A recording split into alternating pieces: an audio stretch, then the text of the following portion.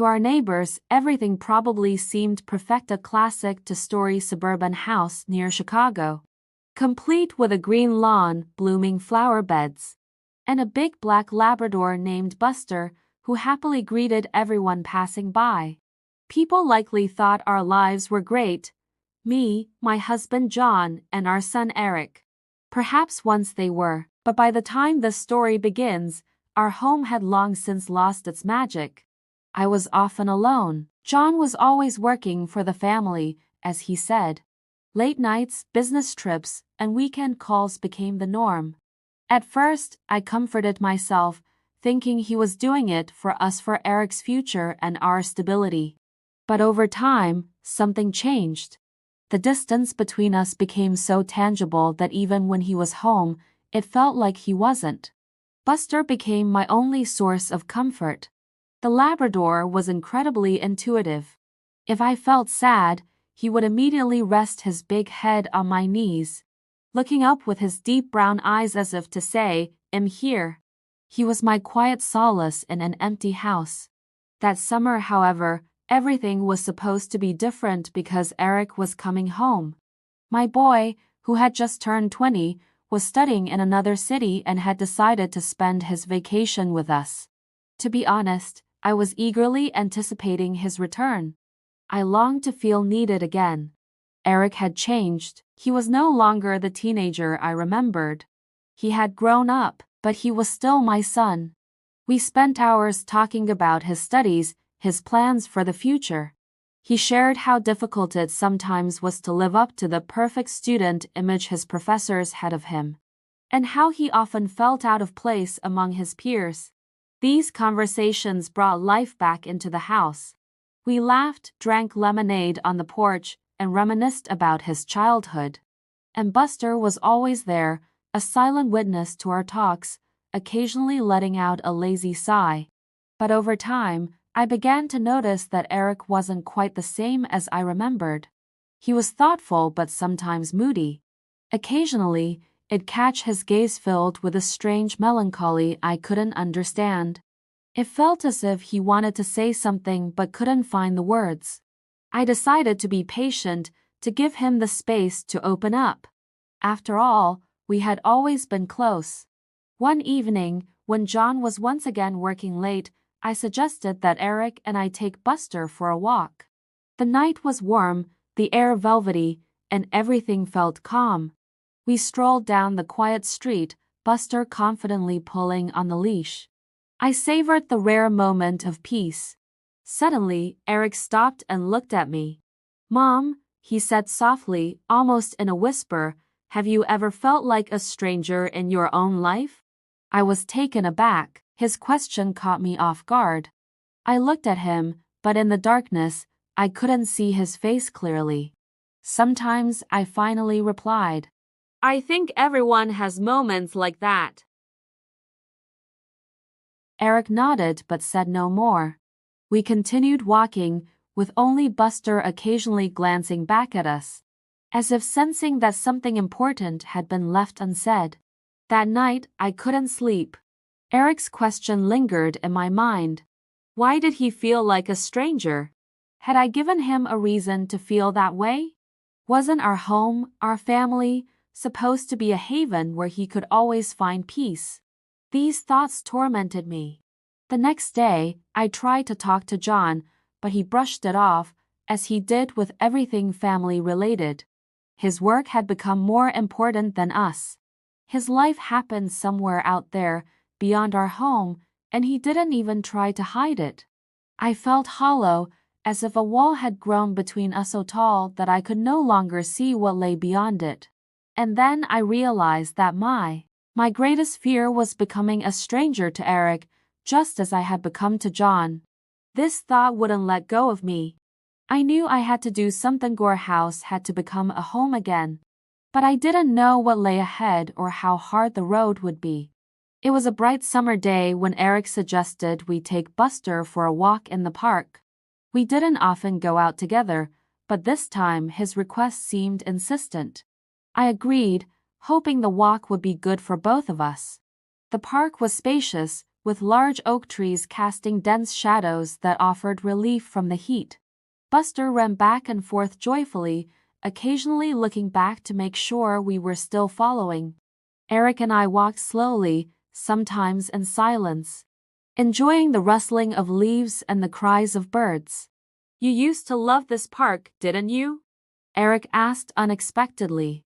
I glanced at him. His voice was quiet, almost contemplative. "Yes," I replied. "When you were little, we came here often. You'd always run ahead, and I could barely keep up." Eric smiled a warm, familiar smile that made me feel needed, important. "You were always there," he said, looking at me, even when I thought I could handle everything on my own. A wave of gratitude and something else, something I couldn't quite name, washed over me. We continued walking, talking about his studies and future plans. But I felt that these conversations were just the surface of something deeper. Something he didn't want to or could say. That evening, after John once again said he'd be late, Eric and I decided to have a family dinner, just the two of us. I made his favorite tacos, and we ate at the kitchen table, just like we used to before he left for college. The warm glow of the lamp made the atmosphere feel cozy and almost forgotten. "Mom," Eric said. When the plates were empty, Eric spoke again. "Have you ever wondered why everything feels so empty?" I looked at him, not immediately understanding what he meant. "Do you mean the house? Or us?" I asked. He nodded, his eyes fixed on mine. It was the gaze of an adult who understood more than I was ready to admit.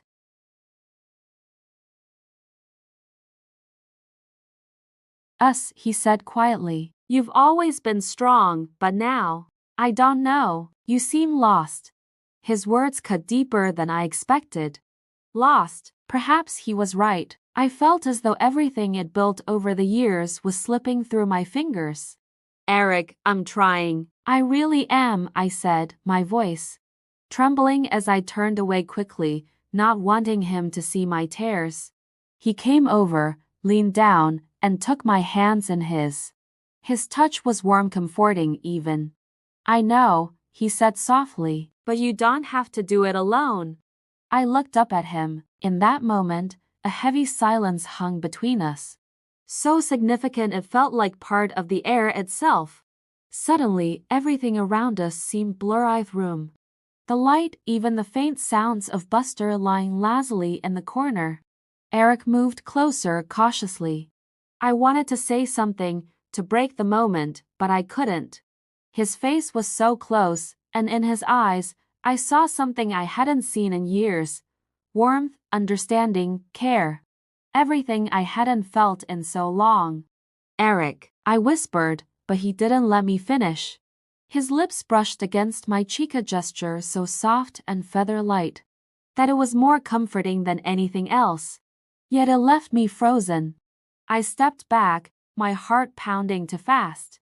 We can't," I stammered, not entirely sure what I even meant. Eric nodded, as if he understood what I felt. He returned to his seat at the table while I stood there, staring at him, stunned and overwhelmed. That moment revealed just how complicated everything had become, but I knew it was only the beginning. That night, I lay awake for hours, unable to sleep. Memories swirled around me like a storm. In my mind, memories I had tried to forget came rushing back. Why had I allowed myself to feel that way? Why, in that fleeting moment, did I find more warmth than I had in years of my marriage? I couldn't find the answers. Buster quietly approached the bed and lay down beside me, sensing my unease. I leaned down to stroke him, and he gave a low, contented sigh, as if to say, "Everything will be okay." I wanted to believe him, but deep down, I knew this storm was only just beginning. The sun was setting, casting a soft orange glow across the kitchen. The day had dragged on lazily, like a blurred ribbon, and the house was unusually quiet.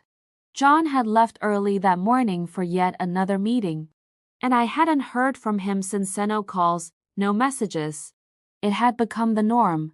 Even Buster seemed a bit down, curled up in the corner, lazily watching me as I washed the dishes.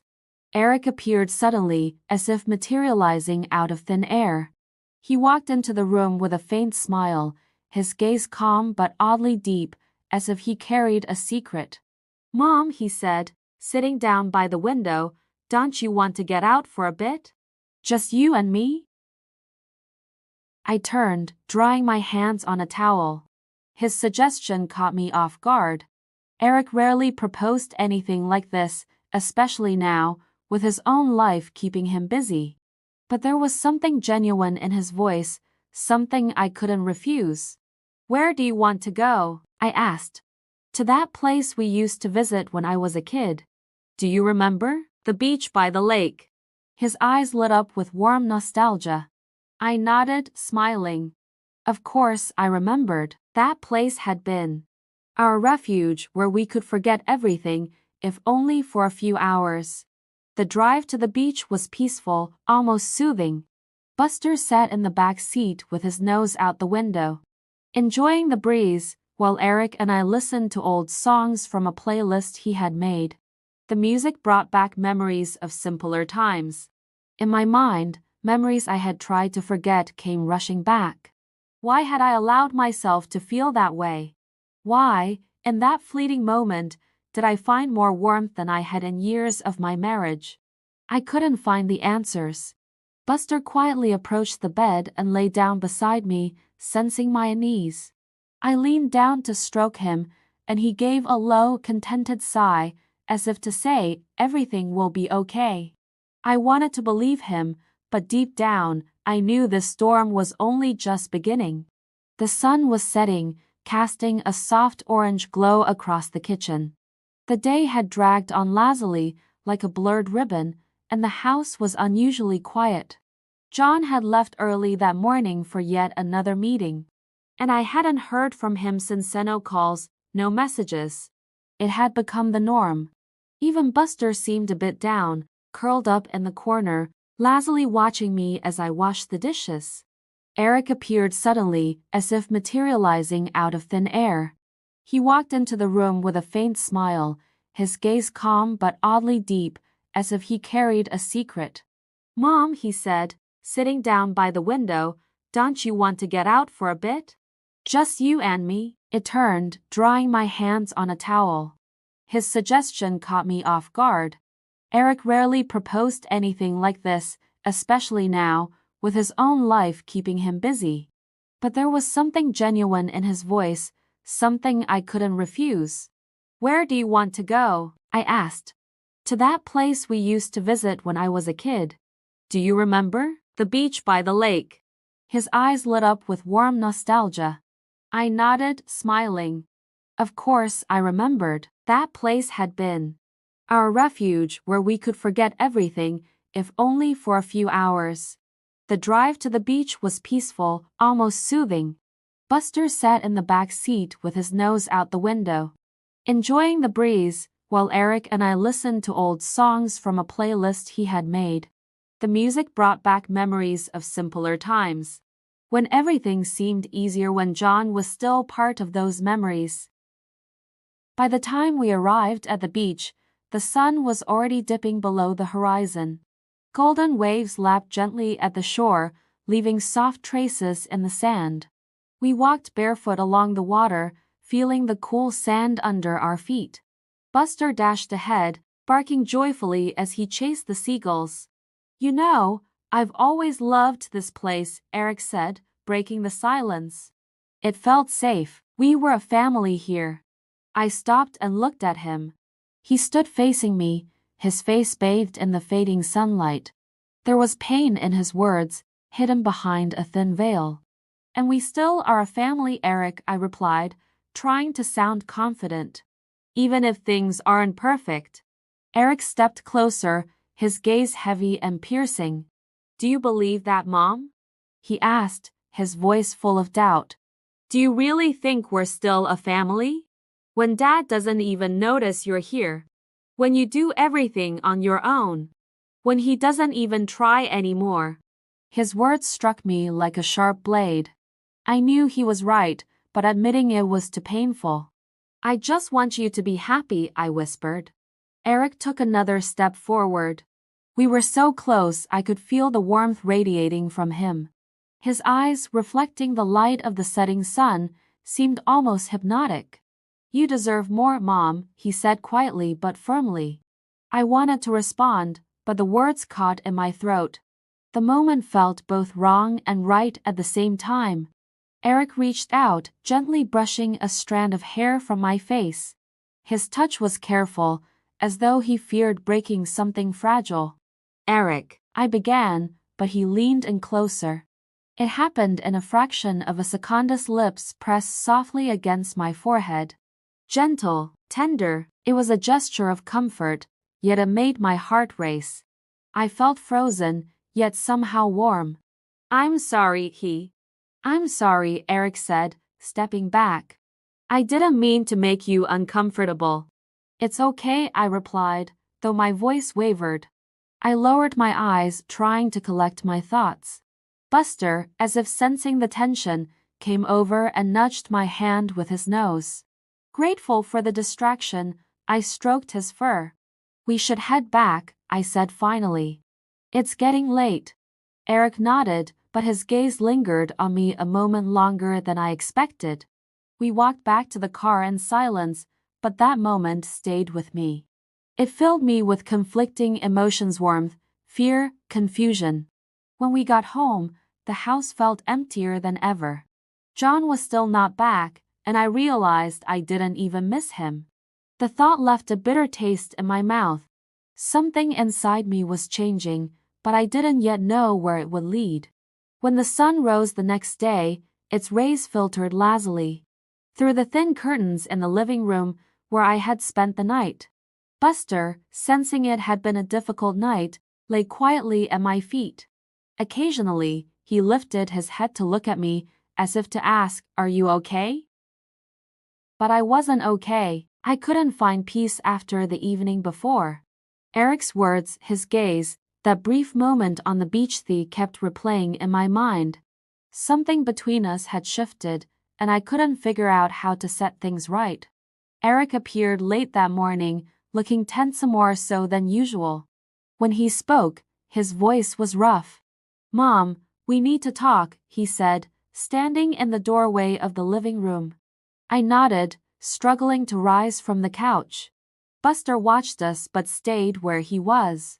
We sat at the kitchen table, as we had so many times before. But this time, the silence between us felt almost tangible. I knew I needed to say something, but I couldn't find the right words. "I feel like I've let you down," Eric finally said. His words caught me off guard. "Let you down? Eric, you haven't done anything wrong," I said quickly. But he shook his head. "You deserve more than what Dad gave you." "More than what I've offered," he said, his voice trembling slightly. I could see the weight of his feelings in his eyes. Reaching out, I took his hand, squeezing it gently. "You haven't let me down. You've been my support, especially when I needed it most. But we both know this has gone too far, Eric. We can't let these feelings destroy us." Eric nodded, though I could see how hard it was for him to accept. He looked away, his shoulders tense. "You're right," he said softly. "But it's not something I can forget easily." "It's not easy for me either," I admitted. "But I want you to know that whatever this is, it's only because of the loneliness we've both felt. We need each other, but not like this." Those words were hard to say, but I knew they were true. I couldn't let this ruin what was left of our family, fragile as it was. A few days later, John returned from his latest business trip, and I finally found the strength to talk to him. He seemed surprised by my calmness, but when I brought up divorce, he didn't argue. We both knew it was inevitable. Our marriage had long since become a formality. Eric left a week later, returning to college. I stayed behind in the house, trying to make sense of everything. One evening, as I sat on the porch watching the sunset, I realized this wasn't an ending, but the beginning of something new. Buster came over, nudging my knee with his nose, and I smiled. We had weathered the storm, and I believed I could rebuild my life, not perfect, not easy, but real. And that was what mattered most.